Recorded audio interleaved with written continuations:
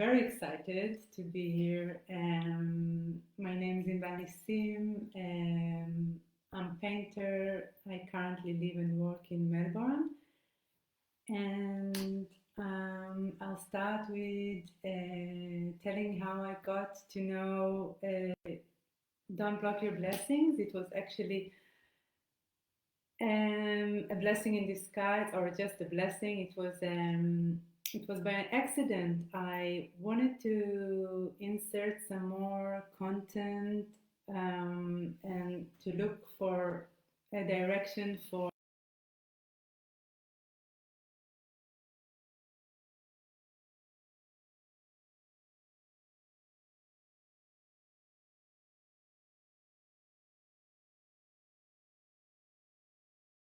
that sometimes I enjoy listening to those podcasts. I get some more aims and directions to things in the world. And the last podcast I listened to was presenting Arezu, and he was talking about Don't Block Your Blessings. And I was immediately very intrigued, and I felt some kind of a connection, and the connection just formed, and I feel like it was something that meant to be.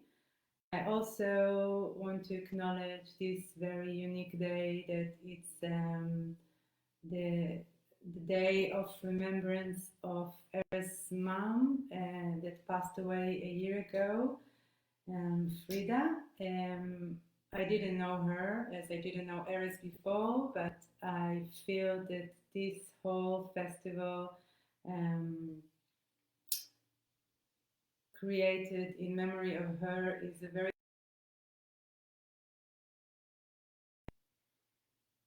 to commemorate someone's that is no longer with us. Personally, everything I do, everything I'll do today in the next 20 minutes to half an hour, and everything I do almost every day is together with my loving only brother that died 2 years ago. So in a way, I feel I have a connection to the ones that are no longer with us, and maybe that's the whole connection from my side to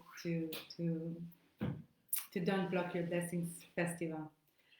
I'd like to tell you a little bit about what's going to happen in the next 30 minutes. So I'm going to host this live with my project called Regards from Your Future. I'm going to tell you a little bit about this project, and I will tell you how it formed, how it came to life, what stands behind it, and I will also guide through it because it's an interactive project, inviting people to participate. And I will invite you to finish the process within yourselves afterwards. Okay, so let's begin. Regards from Your Future formed a year and a half ago.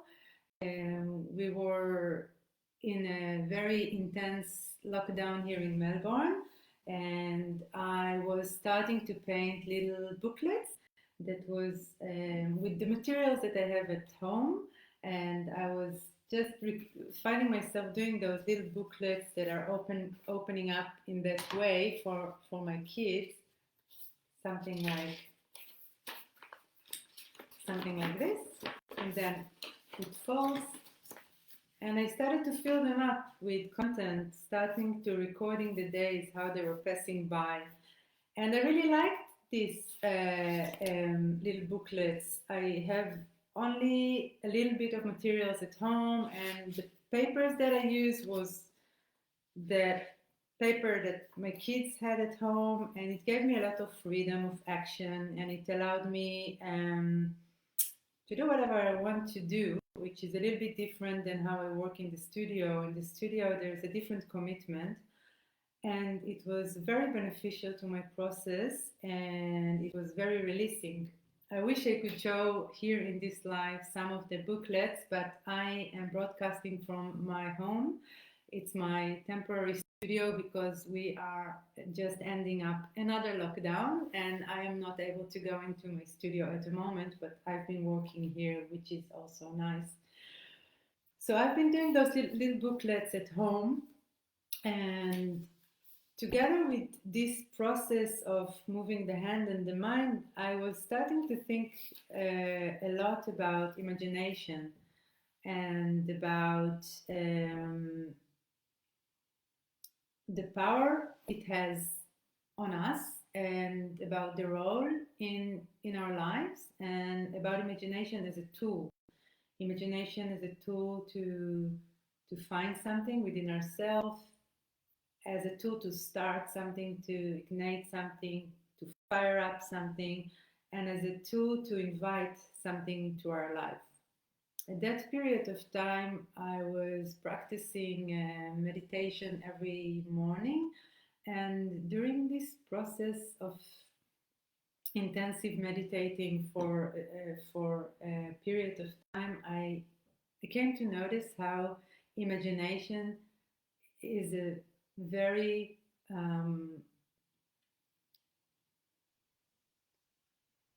strong power that's leading this thing that I've been doing, and that was also what made me think a lot about the power of imagination, and ask the questions if imagination can create a change in reality, and how. And the idea of regards from your future was just dropped on my head as a whole bundle. One evening, I was sitting by the fire, and it was winter, and I just got it all as a clear package, and that was quite amazing. I don't think I developed the idea so much, since it just dawned on me. So it was very sealed, very concentrated, and what it is an invitation to invite people to imagine something that wasn't exist in their life before. So this is an invitation to imagine your future. I wanted to create a platform that allow people the option to dare to think about something like a future, specifically in time when it seemed almost impossible to imagine the next day or the next month or the next year during a global pandemic where everything was shut down and nothing was clear anymore, and it had a feeling that everything had to find itself all over again, for good and for bad. So this platform is an invitation to take a minute to self-connect and to answer 5 guiding questions from the website project about your personal future. Putting them in words is something that I'm also a big believer on, taking our thoughts and our imagination, and then forming it in a way of maybe a work of art or writing. It's very powerful. I think it's very strong. So this platform, this website that I've created, inviting people to do that, to imagine something about their future that was not there before. To imagine something about their life that wasn't there before. So it is the future, the thing that next to come.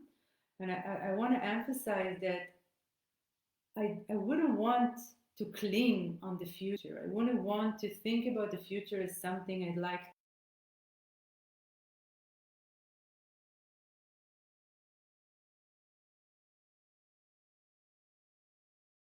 I wanted it to be like something that can float off about water, or something that can maybe seed a little intention or tell a little story. And I am well aware, and I love it that everyone can find their own voice in this invitation. For one, it can be setting an intention. For another, it can be just an outlet of something. For another, it can be to tell a crazy story or to express their creativity. It can be anything, really. So after the people are submitting their futures, the future texts are archiving in a library of future texts. So everyone could go in the website and read people's stories and ideas, and it's like a little library of sharing. And I am taking a few of those, a dozen of those future stories, and translating them into paintings. Inside of those booklets that I told you before, where they initially came from. So that was the first future that was submitted. In the time is 2030, and I'll just flip a little bit.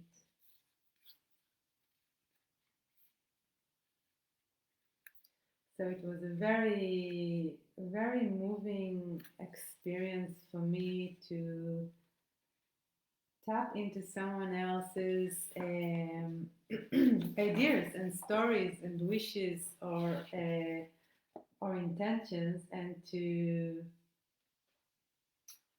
feel it and to insert my imagination into theirs, and in that way just to weave both imaginations together, which is something very special for me to think about. So someone giving their own idea and their own wishful thinking, or their own picture in their mind, and I'm translating it into something that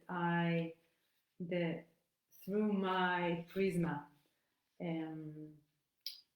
I can never know how they'll find it. I've not yet communicated it to the people that were submitting the futures.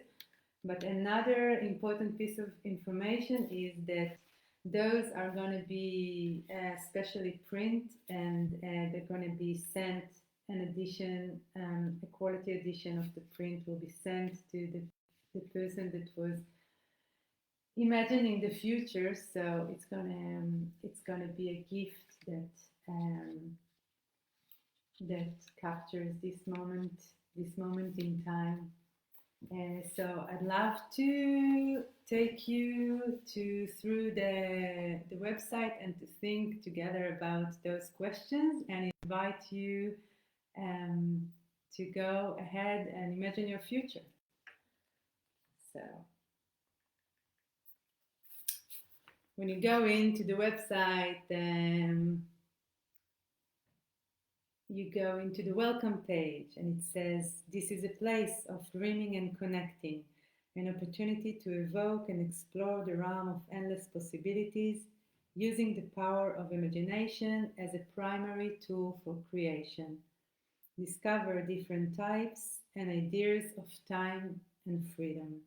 This is an invitation to imagine your future." So it is for me kind of an opportunity to discover different types and ideas of times and future, because everything can happen in our imagination, and a lot of the time when we imagine something in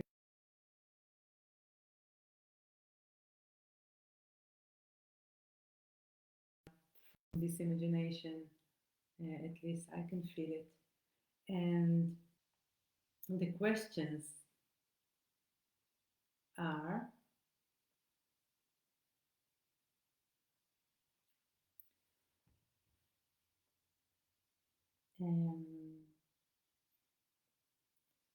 So some of you would feel that they need some time to think about those questions, and maybe a lot of time. But some of you can feel that it's very intuitive, and the intuition is also very something that I would encourage listening to. So I think it's very changeable from person to person.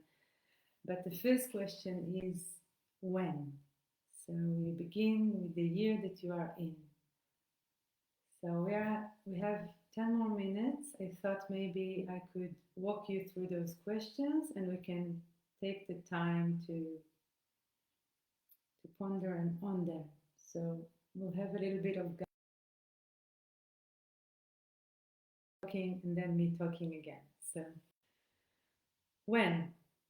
You can close your eyes or not. You can go inwards in a way and think about when would you like to see yourself, or when would you like to see your life.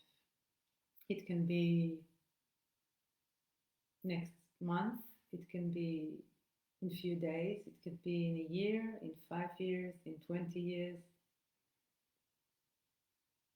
You begin with the year you are in. The next question is how? How are you? How are you thinking? How are you carrying yourself in the world? How are you feeling? How are you doing in the world? How can you imagine yourself in that year, in that time that you are in? Walking around, how are you carrying your body weight? Are you changed at all? How? Next question is where? So where are you in that time? Where are you? You can be specific and descriptive, or you can be all about a sense, a smell, a color, a vague vision, whatever you bring to your imagination, it's yours. So where are you at? Is it outdoors, indoors? Is it nature? Is it near water? Is it dry? Is it humid? Is it green? Is it dark? Where? The fourth question is what? What are you doing? And this is a very, very open question. So you can really treat it as is. It's yours. What are you doing? What are you doing in that time that you are imagining yourself in that place, in that way that you are carrying yourself? What is it that you do? And the last question is with whom? Are you alone? Is there something there with you? Do you know them? And how do you feel when you're around them? So those are the 5 questions of imagining your future. And I'm really inviting you to go into the website of the project. It's called, carries the name of the project, regardsfromyourfuture.com, and go into that process and go into this journey. I created this website, this project, because I really felt that I'd love to give this opportunity, and I'd love to engage with people. And that's the first time I've actually been doing something other than just working in my own studio and creating my own art. So it's very special to me, but also a little bit odd since it's the first time I'm doing something like that. And I launched it in the beginning of the last lockdown here in Melbourne. So it was this awkward time of big energy of doing something big that I really expected to do, but then swallowed by the 4 walls of my home and the intensity of lockdown. So I'm steered with a lot of emotions and a lot of contradictions with me, and I just try to accept them, to accept it, and I'm very grateful for this opportunity to be able to share it here on this stage in this very special day. I feel that that's a blessing, and we still have 10 more minutes, and I still feel like I'd love to share more. I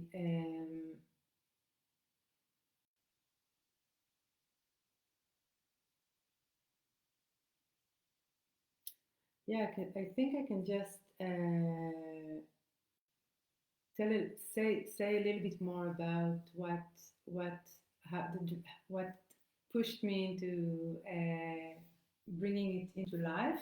I think I didn't mention that after I got this bundle of idea wrapped as a sealed package, calling me to perform it, to do it, to follow through, I I had to get some kind of funding, and I got a grant from the city of Melbourne and another grant for NAVA. It's an artist association in Australia, which for me was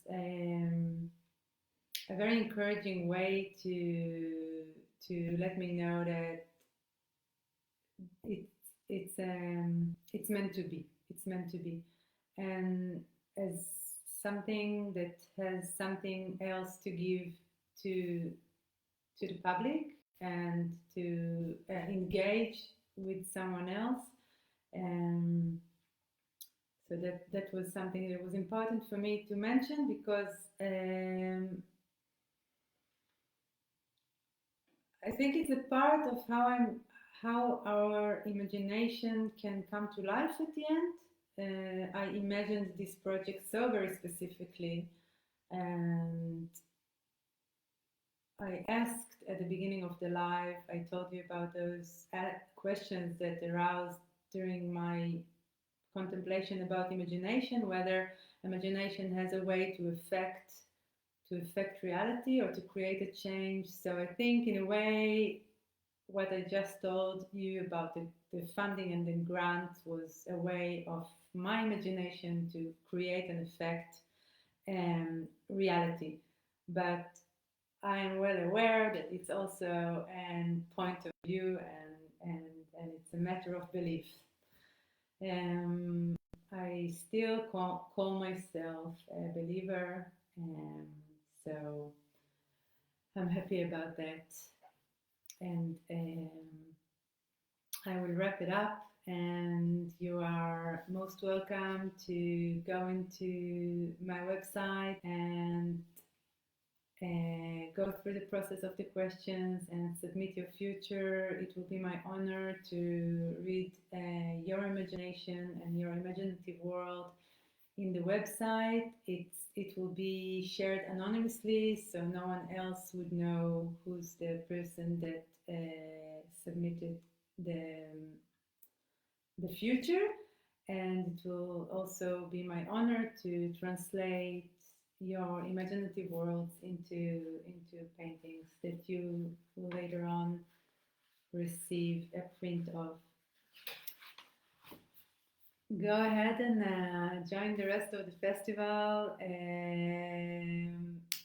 There's wonderful, beautiful, amazing things that's going on in Don't Block Your Blessings right now. So I was very, very happy to be here, and